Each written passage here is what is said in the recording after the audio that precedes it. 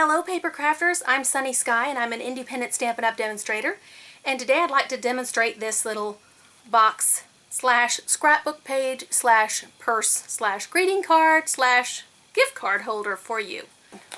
Okay, so it's just held with a little Velcro closure, and when you open it up, this is what the inside looks like.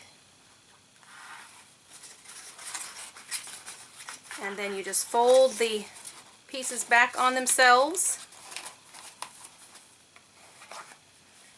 and close it back up. So it's triangular on the sides.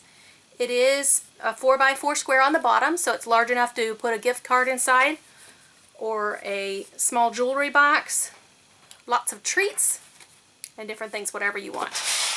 These are the papers that I've chosen for this particular one.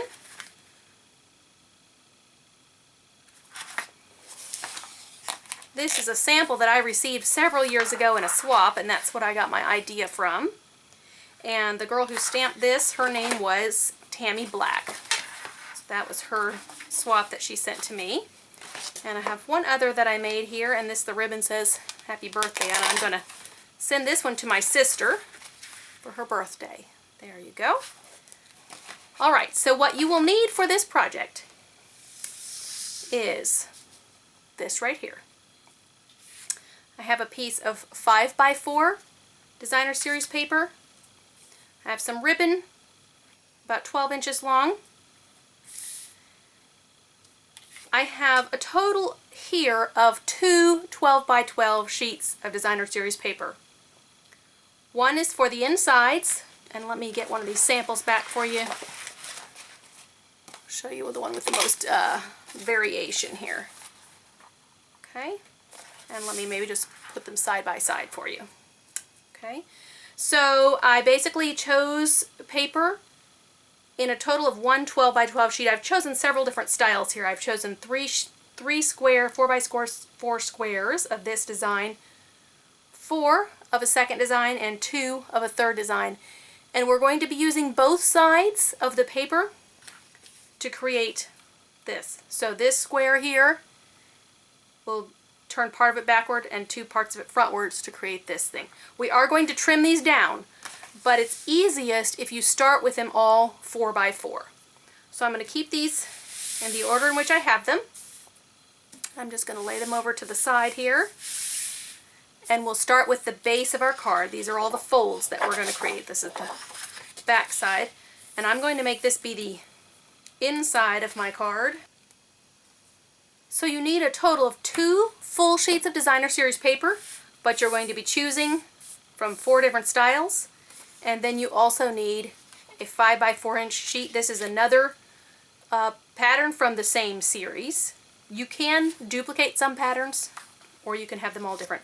And then 1 square of basic Whisper White cardstock, so that you can put some sort of greeting in the center of your finished project. Okay, so this is how you're going to score this first sheet of cardstock.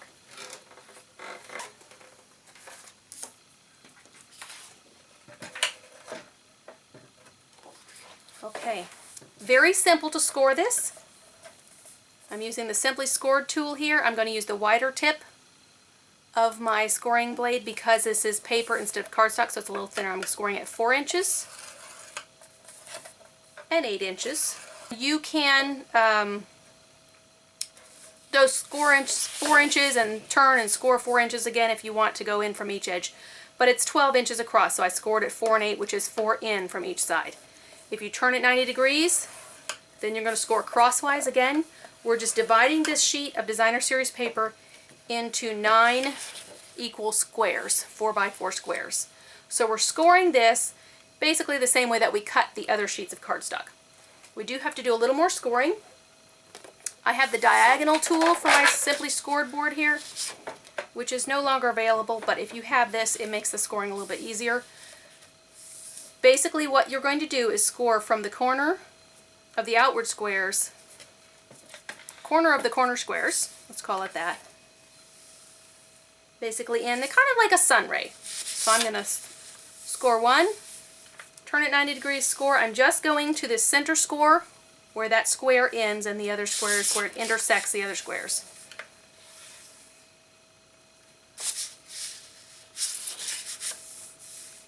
And some of your patterns on this diagonal will not match up exactly. They won't, if they're not strictly at a 90-degree or 45-degree angle, they won't line up. That is fine. Okay, those are the easy scores. Now I have a little bit more tricky ones here. I'm going to take my diagonal plate off here. And this is where I have drawn in with my Sharpie, just in the center of my Simply Score tool. I've just Sharpied in a line, a dark line, so I can see it. What I'm going to do is mark half of this center square. It's at 6 inches. I think I might actually have an easier time of this flipping it over. So it's at 6 inches. And you're scoring from that center mark to the corner. It is not a 45-degree angle. What I'm going to do is fold the sides up so that I can see it a little bit better. I've made that mark right there at 2 inches. And then let me score this other way as well. And I'm just going to find where that corner will be. Okay, there was my mark at 2 inches. You could mark it with a pencil. I've just put a little tiny divot in it. Okay, my corner is right here. And my mark, I'm just going to come back to my mark there, line that up, line it up with the corner. Score down, and then I've got to do another score line on the other side here. So I'm leaving the center there. I'm finding, I can feel my score marks here, that they end right there at that line. Oops, I think I moved that a little bit. And scoring down again to the corner. Excellent, I got it good. Okay, then back again. Remember, it's a 4-inch square, you're scoring in the center. That's where your triangles are coming from. So I just did a little divot at the 6-inch mark there.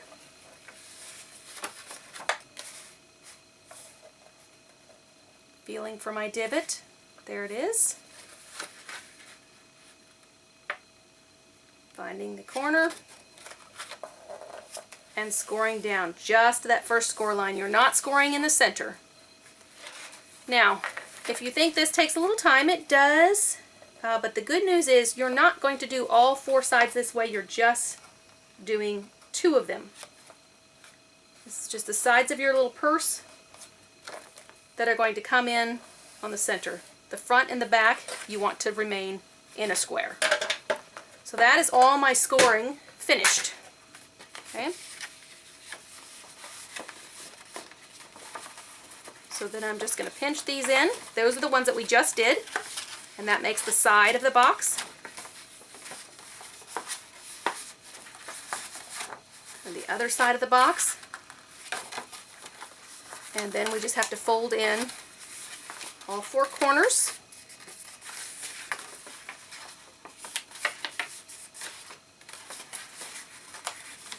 This is the 3rd corner. 4th corner. Okay, so this is the top, which is going to be the fold over. It's going to be the back, actually. It doesn't matter whether this goes in this way or this way. Either way, it's lining up the same. They just have to fold into each other. I chose this paper because I thought it'd be easier for you to see the light and the dark sides rather than one that has similar coloring for the video, so I hope that works well for you. And that's what that's looking like right there. Okay, there's quite a bit of box that folds in upon itself, but it still does leave room for you to put something inside. The other thing that you could do with this one, here's my finished one, is if you want to like make a little scrapbook album and put lots of little pictures in there. Oops, there we go. Alright. Okay, so now it is time to lay our interior pieces on top of here. It's kind of a busy background, but when we cover most of it with these other pieces, it's going to be less busy. Now, I cut these as 4-inch squares just to make it simple on myself as I was deciding where I wanted which pattern to be. I'm going to trim them down a little further. The ones that are in the center section are going to remain full squares. The ones that are on the scored sections, I'm going to have to cut into triangles. So because I'm cutting a triangle and spreading it apart, I need a little bit smaller piece. So these corner pieces here, I'm going to cut down to 3.5. So these are 3.5. And these are also going to be 3.5-inch squares. These, 3 3/4. The ones that are not getting sliced in half are going to stay at 3 3/4. And the ones that are going down to 3.5. So I'm just going to slice off a 1/4 inch on these.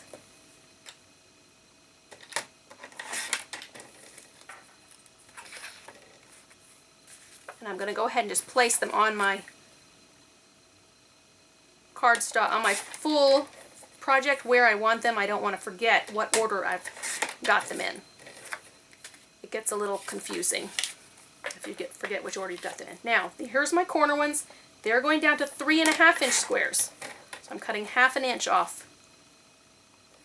I'm choosing kind of random patterns here. It does not really matter which corner I've cut off. Okay, I've trimmed down my squares. The center ones, remember, are 3 3/4. The ones on the corners that are going to have the score lines are 3.5 inches. Now we've got to cut these into the corners where they are, and then we're going to flip the design. So we'll start with this one. It's going on this corner. I need to slice it right there. So I'm just going to take corner to corner into my little cutting track. I can see where the center is. And I'm just going to slice that in half. I'm going to put it up here, and I'm going to flip over the design. And you know what I've done is I have a design here that should be hanging right side up. So I actually am going to use this over on this side, although half of it is still flipped over. And I'm going to take these others and set them this way so I know how I need to do them, so I don't end up with upside down or sideways lanterns. Okay, this one is going to be flipped that way.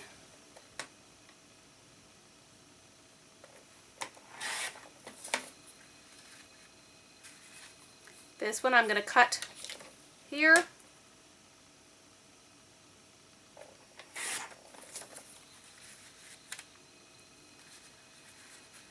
And I'm going to flip half the design over.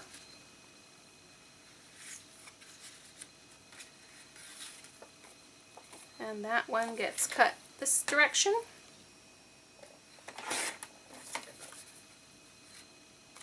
And I'm going to flip half the design over. Okay, these remain squares. They're fine. These two middle ones that have 3 triangles, these are a little tricky. I'll make sure they're upright the way they need to be. Both these designs do have a top and a bottom. Because one is going to the left and one is going to the right, I'm going to cut them at the same time. And they're going different directions, so I'm going to turn one backwards so that my pattern will match, even though I'm cutting them opposite directions. What I'm going to do is I'm just going to do a tiny little nick in the end. They're 3.5, which means the middle is 1 3/4. Just doing a tiny little cut there. Now I'm going to take that little cut, that little where I've marked the corner. You could mark with a pencil as well. I'm putting that little cut up in my track and the corner down in the other part of the track. Okay. Then where that cut is still the center. Where I'm doing 2 at once here. You can do them one at a time, but this trimmer will cut 2, so I'm doing both. So I'm matching up that center again, and then the corner down at the bottom. Okay. Now we have to decide which side we want. I want the pinnets on the middle because then more of the length of that particular pattern will show. And then we're just going to put the reverse pattern on the reverse side. Let me pull my cutter away. And you can see all these patterns. Okay, I'm gonna use my adhesive and glue all these down. Your simple snail is fine, and I'll be right back. Okay, I have adhered all the little triangles and squares here. I've also added my Whisper white layer, and you could stamp a greeting on here. You could leave the whole thing as a message for a card. This yellow that surrounds it is the reverse side of this cake paper. When you last saw this, I had them all with the yellow side facing up. And I did that so that it was easier for you to see how many squares you need each of the different patterns. But when you're putting it on, of course, you're using the reverse sides of each pattern. And this cake is the reverse of that yellow, which is now covered mostly up by the Whisper white. The last piece that we need for this is our little flap that keeps our purse closed up. All right, let me fold this up for you again. And so we have the flap that's going to come over the back. Some of them I've done with a 4 by 5 inch piece of cardstock. This one I'm going to do actually is 4 by 6 inches. So I've scored it 2.5 inches. Maybe you can see this better.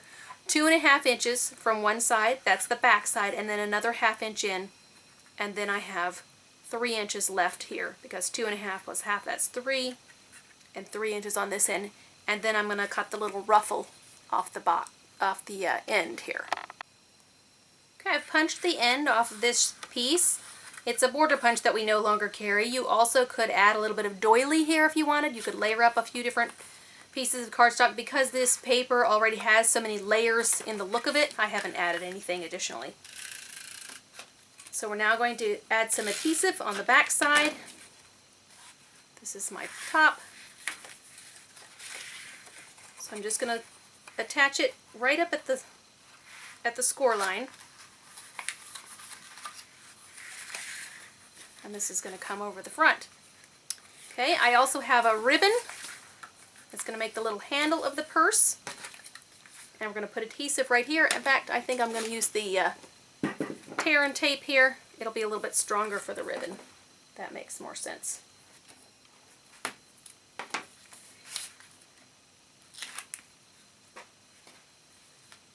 So I'm going to just try and put the ribbon about in the center.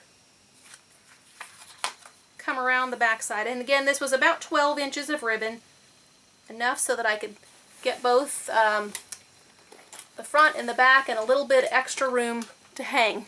So I'm going to just cut this straight. Give it a little more finished look there. Okay, I'm going to add a little decorative button to the front. Got a red one here. I'm going to use a couple of glue dots on here just to make sure that it is held securely.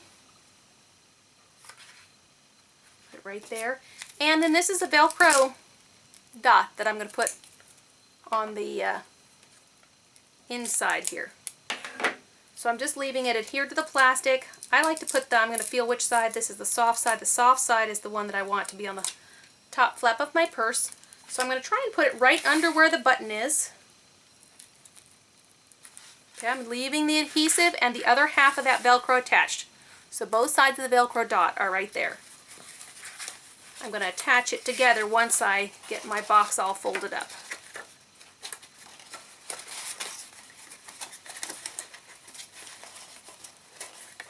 Okay.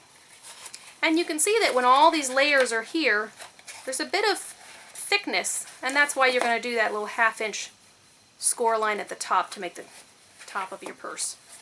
So now that it's closed up, I'm just going to take the covering off the adhesive side of that strip, make sure it's lined up, push it on there, and then of course you'll be able to reopen it and get your message inside. So that's the project for today. I hope that you enjoyed it, and feel free to shop on my website, share this video with a friend, and thanks for crafting with me today.